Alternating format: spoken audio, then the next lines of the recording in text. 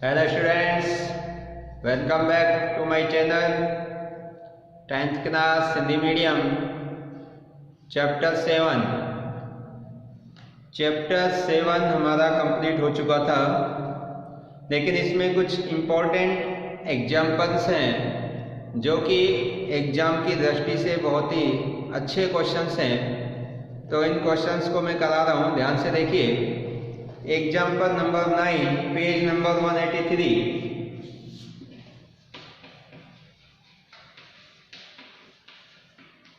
Example number 9 और page है 183।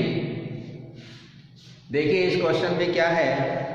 बिंदुओं 5, -6 और -1, -4 को जोड़ने वाले रेखाखंड को y अक्ष किस अनुपात में विभाजित करता है, इस प्रतिच्छेद बिंदु के निर्देशांक भी ज्ञात कीजिए। देखिए भाई, कोई भी दो बिंदु है, इसमें दो बिंदु कौन कौन से हैं? 5, -6 और -1, -4। इनको जोड़ने वाले रेखाखंड को, इन दो बिंदुओं को अगर हम जोड़ें इस प्रकार से,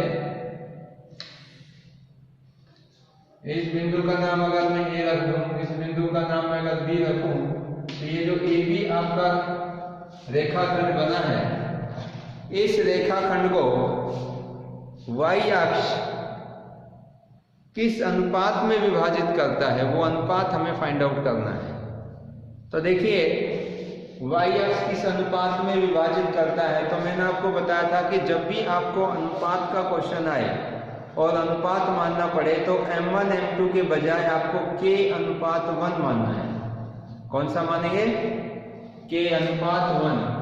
देखो k/1 मानने से क्या फायदा होगा कि इसमें आपको m2 की वैल्यू ऑलरेडी 1 पता है, सिर्फ m1 की वैल्यू निकालनी पड़ेगी, यानी कि k की वैल्यू ही आपको निकालने की जरूरत है।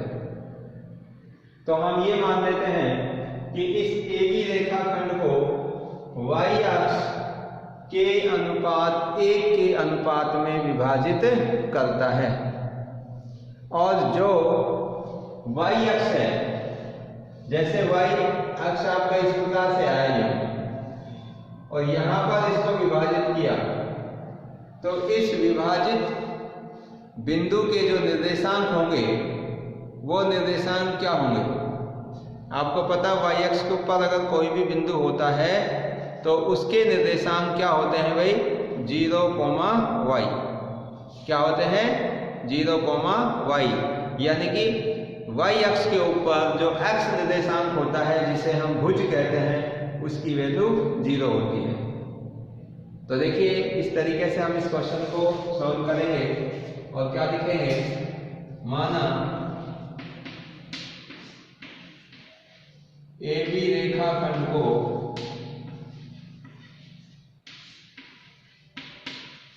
y अक्ष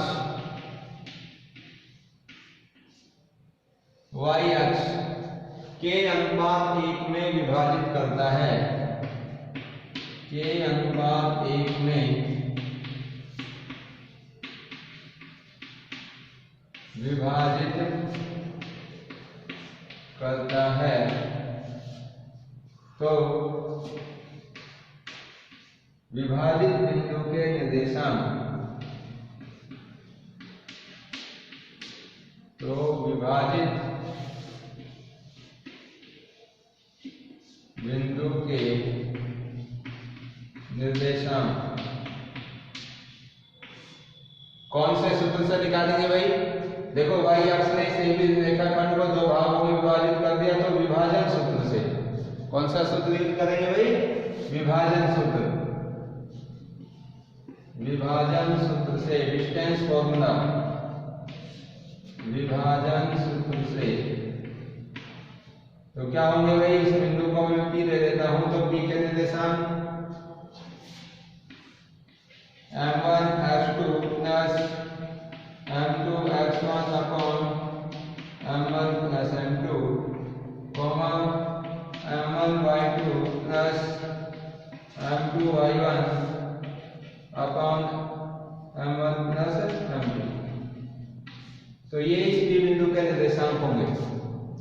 अब इसमें आप रख दीजिए वैल्यू।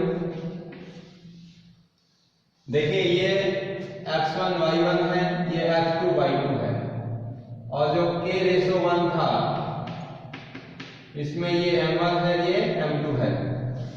तो m1 कितना होगा k, और x2 कितना हो जाएगा -1 प्लस m2 1 है, x1 5 upon k plus 1। Next देखिए अब m1 कितना है आपका, m1 है इसमें k, y2 -4 m2 1 y1 -6 upon k plus 1। अब इसको आगे सॉल्व करेंगे, k को -1 से करेंगे तो -k, और 1 को 5 से करेंगे तो प्लस का 5 अपॉन k प्लस 1, और ये हो जाएगा -4k -6 अपॉन k प्लस 1। ये इस P बिंदु के निर्देशांक आ गए। अब देखिए जो बिंदु P है, यानी कि ये वाला बिंदु P इस y अक्ष के ऊपर भी स्थित है। भाई AB रेखाखंड को जब y अक्ष P बिंदु पर प्रतिच्छेद कर रहा है तो ये P बिंदु y अक्ष के ऊपर भी है और इस AB रेखाखंड के ऊपर भी है। और हम जानते हैं कि y अक्ष पर अगर कोई भी बिंदु होगा तो उसके निर्देशांक क्या होते हैं, उसके निर्देशांक होते हैं 0, y। इसका मतलब x निर्देशांक उसका डेफिनेटली 0 होता है। तो ये x निर्देशांक को अगर हम 0 के बराबर कर देंगे तो हमारे पास k की वैल्यू आ जाएगी, और k की वैल्यू जब आप यहाँ पे रखेंगे तो हमारा अनुपात निकल जाएगा। अब लिखेंगे यहाँ पर, क्योंकि बिंदु P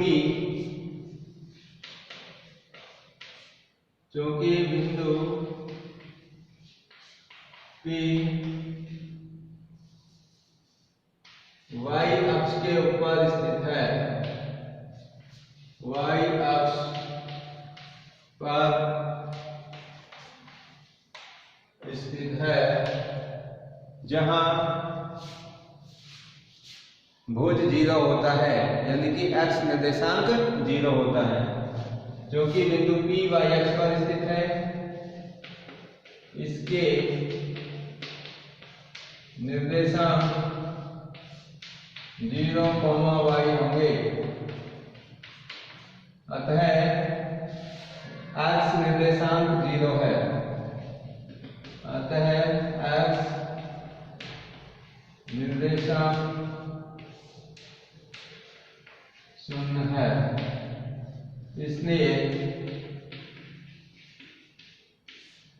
इसलिए देखिए क्या होगा, जब x निर्देशांक 0 है तो यहाँ पर ये x निर्देशांक किसके इक्वल हो जाएगा, 0 के।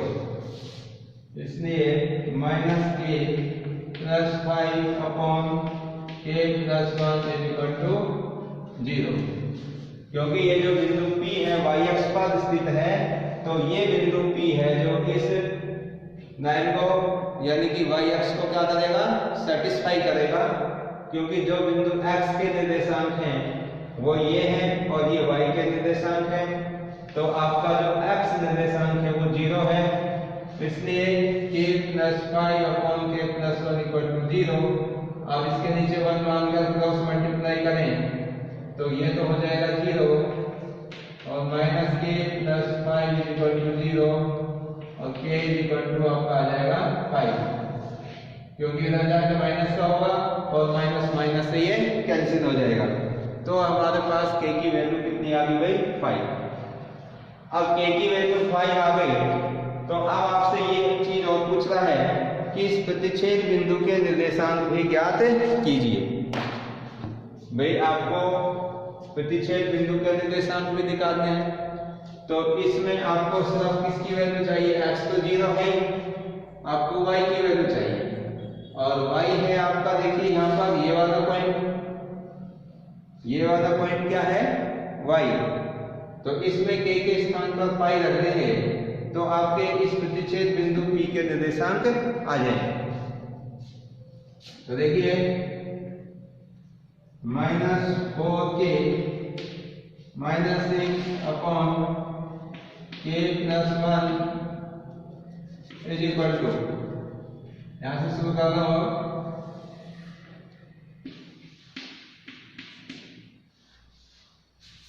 तो इसमें k की जगह कितना रखेंगे आप 5, तो 5 रख रहा हूं। ये आपकी y की वैल्यू है, ये ध्यान रखना, जो y निर्देशांक है ये उसकी वैल्यू है, तो इसमें y की वैल्यू निकालने के लिए k के स्थान पर कितना रखेंगे 5, तो -4 × 5 -6/5+1 इज इक्वल टू y, ये हो जाएगा 5 चौक 20, 20 माइनस के 6 माइनस के 26/6 इज इक्वल टू y। अब ये 2 से कैंसिल हो जाएगा, तो y की वैल्यू कितनी आएगी -13/3। तो बताइए इस बिंदु P के निर्देशांक क्या होंगे, x तो 0 हो गया, y के स्थान पर -13/3। अतः बिंदु P के निर्देशांक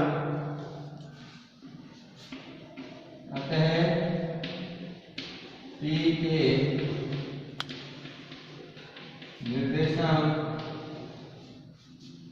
क्या हुए 0, -13/3। तो ये आंसर आ जाएगा इसका। क्लियर है भाई। अब देखिए इसमें एक एग्जाम्पल और है आपका इम्पोर्टेंट, और वो है question number 10, sorry example number 10।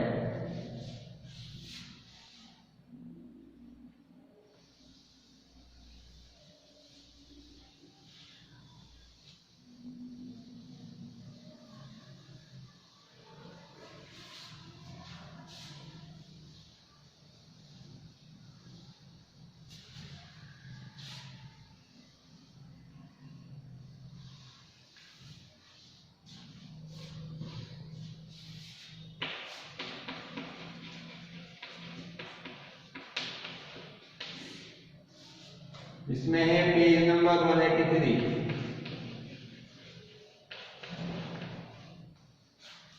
देखिए क्वेश्चन क्या है, यदि बिंदु 61 B82 C94 DP3 एक समांतर चतुर्भुज के शीर्ष इसी क्रम में हो तो P का मान ज्ञात कीजिए। देखिए कोई एक समांतर चतुर्भुज है इसमें, और समांतर चतुर्भुज पैरेललोग्राम इस प्रकार का होता है। अब इसके नाम रख देते हैं हम A, B, C और D, और इनके निर्देशांक दे रखे हैं 61, B है 82, C है 94 और D है P3। समांतर चतुर्भुज के शीर्ष इसी क्रम में हो, ये क्रम A, B, C, D sequence में, तो आपको P का मान ज्ञात करना है। किसका मान निकालना है भाई, P का मान निकालना है। तो देखिए अब P का मान कैसे निकालेंगे। आपको इस समांतर चतुर्भुज के 4 वर्टेक्स दे रखे हैं, 4 शीर्ष दिए हुए हैं, और हमें इस P के यानी कि P की वैल्यू निकालनी क्या होगी।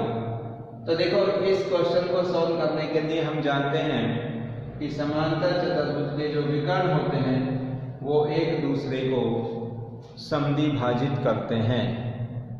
The diagonals of parallelogram bisect each other, कि समांतर चतुर्भुज के जो विकर्ण हैं वो एक दूसरे को क्या करते हैं भाई, समद्विभाजित करते हैं। तो इसमें हम विकर्ण बना देते हैं, एक विकर्ण ये हो जाएगा, दूसरा विकर्ण ये हो जाएगा। मान लेते हैं एक पॉइंट O पॉइंट के ऊपर एक दूसरे को क्या कर रहे हैं, समद्विभाजित कर रहे हैं। इसका मतलब OD और OB ये आपका सेम, और AO और OC ये भी आपका सेम।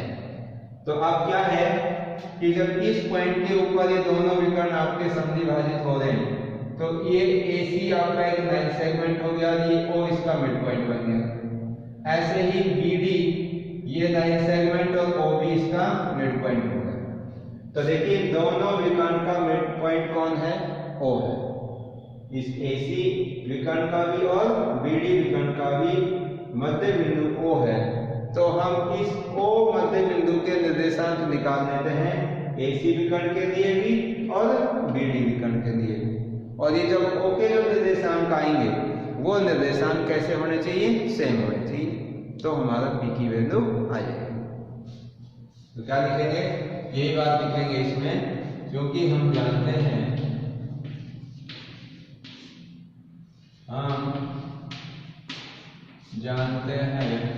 कि समांतर चतुर्भुज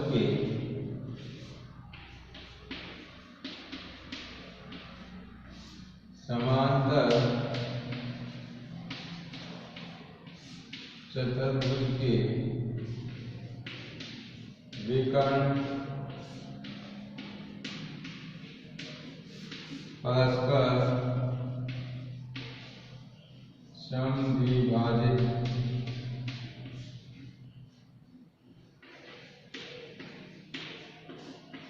करते हैं। इसीलिए विकर्ण AC के मध्य बिंदु O के निर्देशांक, इसीलिए विकर्ण AC के मध्य बिंदु O के निर्देशांक इज इक्वल टू विकर्ण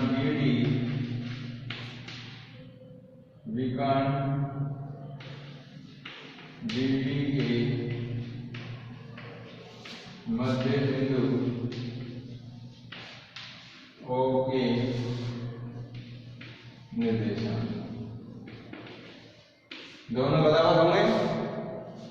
विकर्ण AC के मध्य बिंदु O के निर्देशांक और विकर्ण BD के मध्य बिंदु भी O ही है, उसके निर्देशांक आपस में कैसे होंगे? बराबर होंगे, क्योंकि मध्य बिंदु है तो निर्देशांक सेम होंगे। अब मध्य बिंदु का सूत्र लगा देते हैं।